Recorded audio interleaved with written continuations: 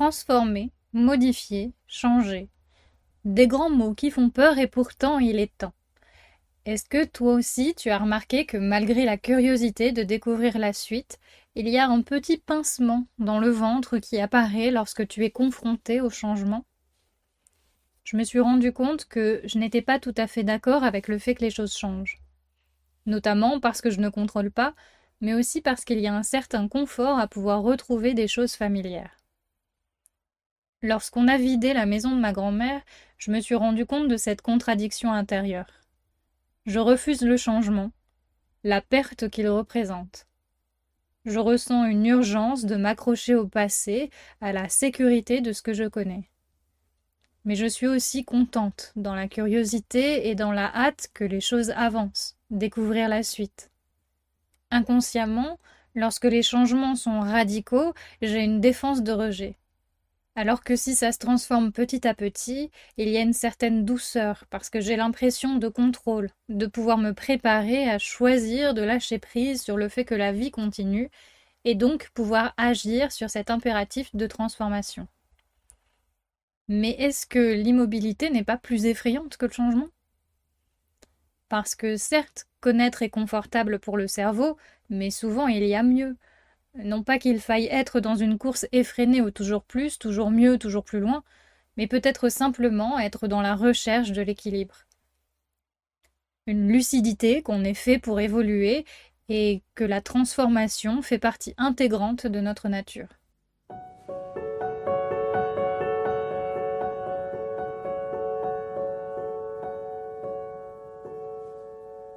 Est-ce que tu sais pourquoi tu as peur du changement? Est-ce que tu es déjà allé gratter les pourquoi tu as peur? Tu sais, le pourquoi derrière le pourquoi. Genre, pourquoi t'as peur de te lancer? Parce que j'ai peur de la réussite. Pourquoi t'as peur de la réussite? Parce que ça signifie d'être vu. Pourquoi? Etc., etc. Personnellement, je suis souvent terrifiée. Parce que pendant des années, j'ai été dans la survie et chaque fois que j'avance, je me rends compte d'où j'étais et c'est assez douloureux. Il y a cette réalisation amère que je me suis privée de nombreuses choses que je ne retrouverai jamais. Et en même temps, cette compassion pour mes versions passées qui se sont fichtrement bien débrouillées et ont permis que je sois en vie aujourd'hui. Alors le changement est effrayant parce que j'ai peur de la douleur, de l'impression d'avoir perdu du temps. J'avoue que c'est assez emmêlé tout ça. Et en plus, ça dissonne avec ma sensation que tout arrive au moment parfait lorsqu'on est prête. J'ai l'impression que, en général, ce qui bloque le plus, c'est le fait d'être figé dans le passé. Préférer rester dans une illusion qui rassure par sa familiarité, lutter corps et âme pour ne pas voir ce qui entoure. Rejeter tout ce qui mène à une remise en question, parce que ça viendrait fissurer et complètement changer une image de notre réalité. Pourquoi je garde? À quoi je m'accroche? C'est prendre conscience d'où on est et réaliser que tout est en mouvement. Qu'on le veuille ou non, drastiquement ou de manière infime, la transformation se fait. Potentiellement, ma peur du changement vient s'apparenter au vertige du temps qui passe. Comme je l'ai évoqué plus haut, je ressens cette dualité aussi, à la fois avec la curiosité joyeuse de découvrir ce qui arrive et un vertige de voir combien tout change, combien le temps passe vite. Il me semble de toute façon que le changement et le temps sont assez indissociables. Par contre, je ne laisse pas la peur figer le mouvement et j'arrive à passer au-dessus, notamment parce que j'ai conscience de ce qui se joue en moi et que j'arrive facilement à désamorcer la sidération que ça me crée. Le changement est inévitable. D'autant que si on s'accroche de toutes ses forces à ce qui doit se transformer, est-ce que ce n'est pas le signe que c'est déjà perdu? S'il y a bien une certitude, c'est que tout passe. Très rassurant et très effrayant à la fois. Les chagrins et les difficultés passeront, mais aussi les joies et les instants légers. On se transforme, on évolue, notre environnement aussi, qu'on le veuille ou non, et c'est bien ainsi. Changer, avancer, expérimenter, c'est vivre pleinement. Comme dans une maison, il est agréable de rester dans un connu rassurant, mais ça devient vite étouffant si on ne sort pas. On n'est pas obligé d'aller bien loin, mais on mérite quand même de s'aérer, remettre du mouvement et de faire partie de la vie. Alors il faut apprendre à lâcher prise, oser se faire confiance, croire en la générosité de la vie et se laisser traverser plutôt que de lutter. En comprenant ce qui se joue en nous, on fait le premier pas vers l'acceptation. Et en acceptant d'être traversé, étonnamment, on retrouve le pouvoir. Celui de choisir comment les choses nous atteignent. Oui, bon, ça reste une forme de contrôle, mais c'est sur quelque chose d'actionnable.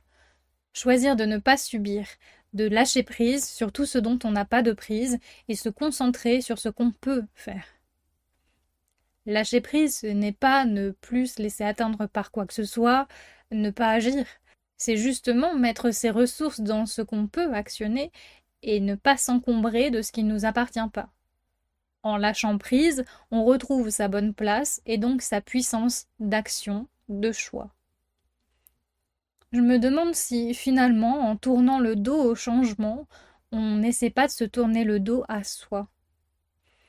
Refuser une nouvelle version de soi, s'accrocher aux rôles, aux étiquettes et aux réalités des autres, laisser le pouvoir à l'extérieur afin de ne pas porter la responsabilité de sa propre vie.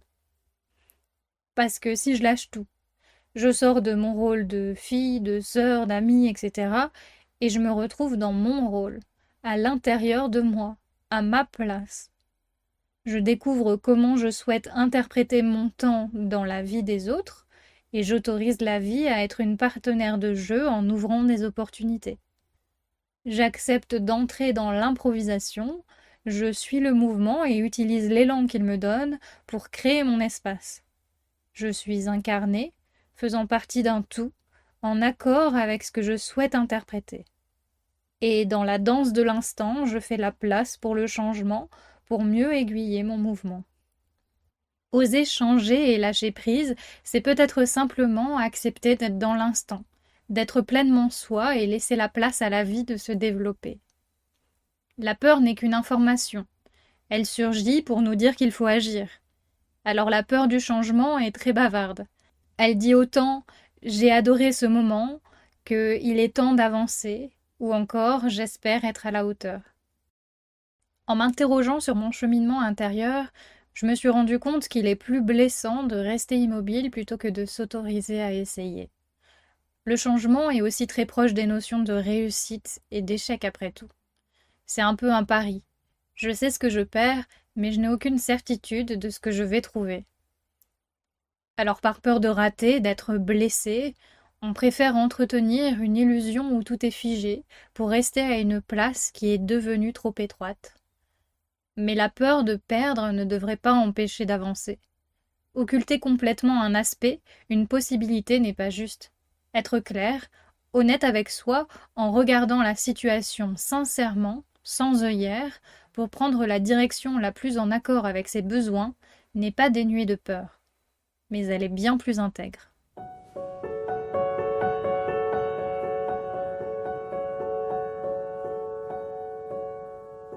Je suis Madame Elune, et à travers les cartes, je t'accompagne à mieux te comprendre, à retrouver ton élan et ton pouvoir d'action. Avec ce podcast, j'ouvre le dialogue en partageant mon point de vue, avec l'intention de t'inspirer des pistes et des réflexions pour éclairer ton dialogue intérieur.